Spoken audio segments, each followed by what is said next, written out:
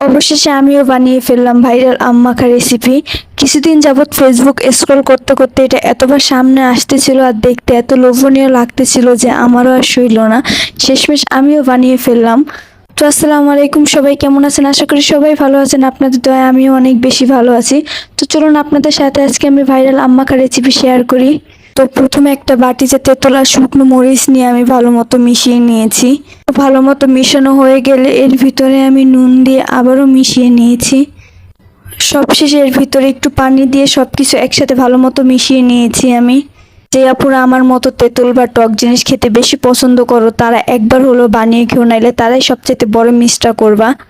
তো আমি আগে একটা আম সুন্দরভাবে কেটে ধুয়ে রেখেছিলাম এবং এটা ছুরি দিয়ে সুন্দর মতো পিস পিস করে কেটে নিয়ে, আমাদের দেশে কিছু পাবলিক আছে যারা কারো ভালো দেখতে পারে না, কেউ কোনো কিছু শুরু করার আগে এমন এমন কথা বলে যা শুরুর আগে শেষ করে দিতে ইচ্ছা করে। ভাই তোমাদের কি বলছে, এসব বাদ দাও, কারো শুরুটা সুন্দর থাকে না, আস্তে আস্তে সবাই সবকিছু সুন্দর হয়।